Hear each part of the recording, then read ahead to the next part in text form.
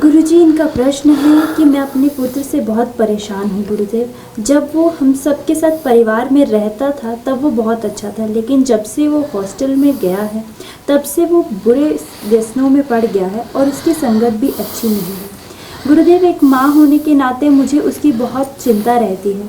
क्या गुरुजी कुछ ऐसा मैं उसके लिए कर सकती हूँ? पूजा पाठ तो मैं उसके लिए करती हूँ, उसे होता भी बनाती हूँ, लेकिन क्या ऐसी कोई चीज़ मैं उसे धारण करवाऊँ जिससे वो इन व्यसनों से मुक्त हो और बुरी आदतें छोड़ दे और जैसे पहले हम सबके साथ परिवार में रहता था वैसे ही रहे?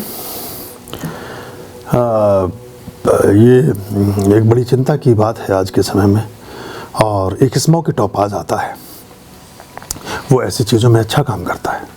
पीताम्बरी नीलम भी उसको बोलते थे, या उसको आप कह सकते हैं कि वो ब्लैक पुखराज, इस तरह का 2-3 तरह के नाम उसके होते हैं। ब्लैकिश भी होता है, येलोइश भी होता है, और वो स्मोकी टोपाज भी उसको कहते हैं।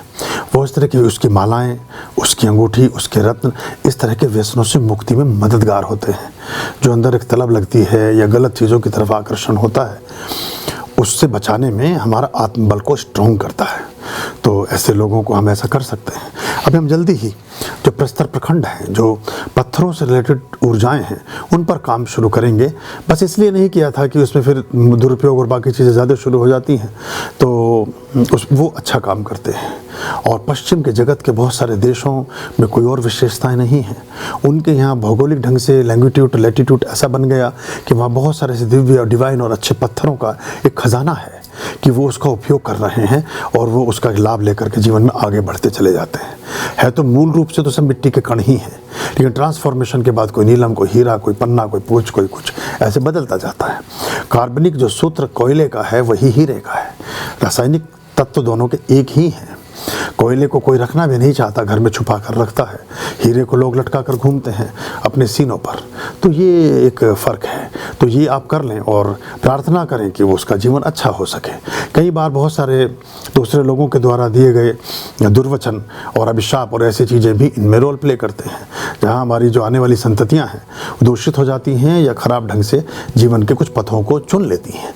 लेकिन आप निरंतरता से जो बातें आपने लिखी हैं और आप हवन में बैठती हैं, अनुष्ठानों में आती हैं या कराती हैं, उससे उसका लाभ उसको ज़रूर प्राप्त होगा।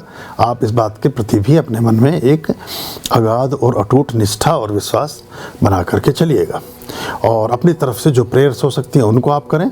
और कुछ हम अभी कुछ और कमांड्स पर भी काम करने वाले हैं। उसकी भी वर्कशॉप एक हम सोच रहे थे कि जिसमें पदार्थ ना हो करके कुछ आपको शक्ति संधान सिखाए जाएं कि कुछ कमांड्स आप कैसे संप्रेषित कर सकते हैं, कुछ पर्टिकुलर थॉट्स को ब्रह्मांड में कैसे प्रक्षेपित कर, जैसे हम ये मिसाइल कहें वो उपग्रह भेजते हैं और सैटेलाइट्स को हम ट्रांसमिट करते हैं। ऐसे बहुत सारे विचार हैं, अगर उन्हें हम ब्रह्मांड में प्रक्षेपित करके और उनको उनका ओरा सील कर दें, उनको विकसित कर दें, उनको स्थापित कर दें, तो वो पर्टिकुलर कुछ एनर्जी सील हो जाती हैं, सीज हो जाती हैं।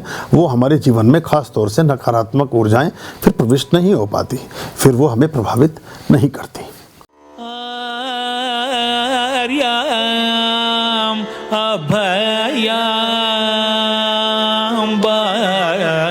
भज रे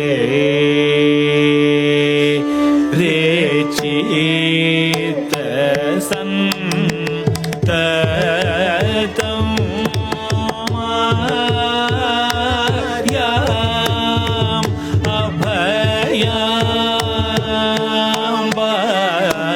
भज रे